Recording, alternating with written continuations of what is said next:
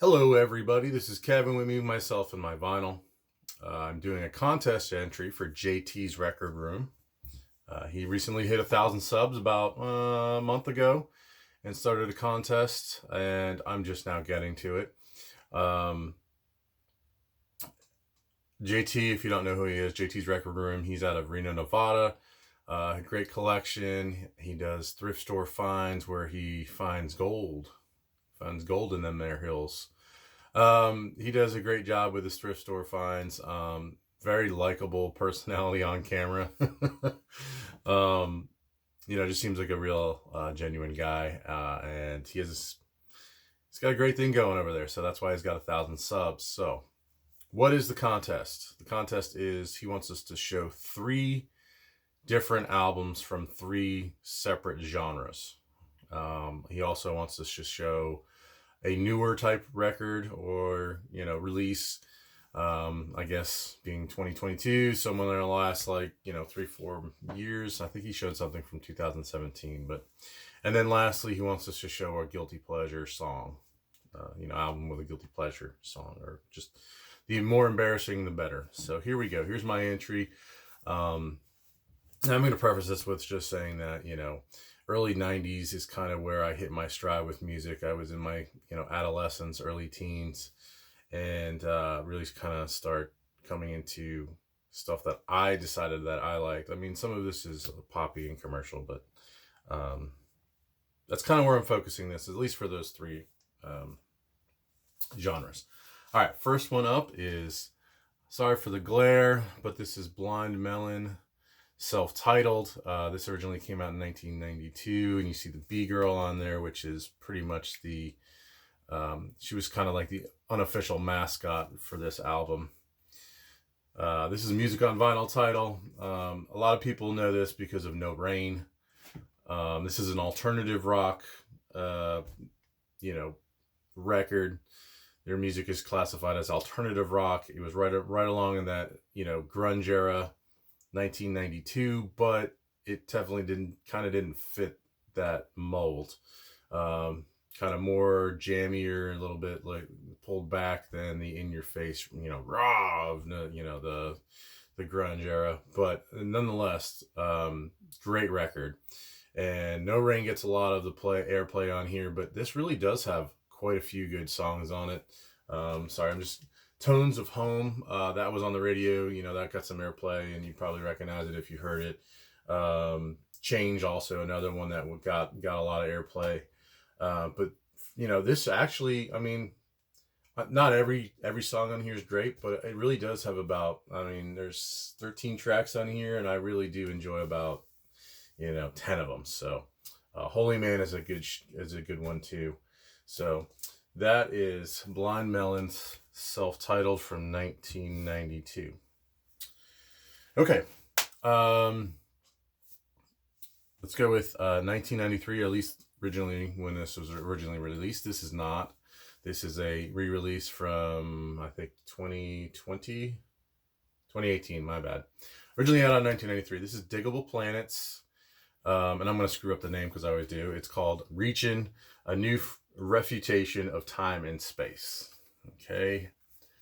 Diggable Planets is kind of, it was hip hop at the time, but it was like they had a jazzy, it's called, basically like jazzy hip hop. More like cerebral hip hop than kind of like your, gangster rap or that type of hip hop, where this was almost kind of like spoken word. Like they have jazz undertones and then they're kind of rapping over top of it. But we got Butterfly, Doodlebug, and Ladybug here as the Diggable Planets. This thing is great. Probably the one song that you would recognize immediately would be Rebirth of Slick. Cool like that. But it's actually a really good record, and like I said, it's got a ton of songs on here. I think it's got something like, 3, 7, 11. It's got 14 tracks on here. They're all pretty good, but they all kind of do have the same kind of cadence when they rap. So it does get sometimes a little bit drawn out at times. But this kind of inspired me not to get this. I had this earlier, but Brandon at Mr. Hall of Fame. He was talking about hip hop in one of his most recent videos, so I kind of wanted to pull that one out and talk about that, because he was talking about them. Who was it? Tribe Called Quest, or can't remember the other one that he Tennessee. Who's the guy? Arrested Development. Anyway, so that inspired me to pull that out. So from 1993. Lastly, all right, we have Bjrk Post from 1995, right? Originally came out in 1995. This is electronic, kind of that down tempo. Probably her most known album. It's kind of Army of One is the lead track on here. It's the first track. It's probably the one that most people would know off of here. Great album. It's kind of all over the place, which is one thing I love about it. Not two songs actually sound the same. So I really do enjoy this. This is a reissue from 2018, and sounds great. So that's Bjrk Post with some electronic influence there, down tempo. All right, so newer type of records. This is a recommendation from me. I don't know if y'all know this, but this is a collaboration between Cronbin and Leon Bridges, and these are kind of companion pieces. Texas Sun, it's an EP. This came out in 2019 or 2020, excuse me, on Dead Oceans. It's a 5-song EP. Texas Sun, it's really great. Cronbin's kind of like soulful jazzy. It's a 3-piece band. They don't do a whole lot of vocals, but it's really kind of a throwback to like funk. And then they came out with this, which is obviously a companion piece. You can tell by the artwork. Texas Moon, this came out a couple months ago, and it's got a really great song on here called B-Side. But the combination of Leon Bridges' vocals and Cronbin's, funk, soul influence, really, it's great, and I recommend them both. I wish they'd just kind of come out on one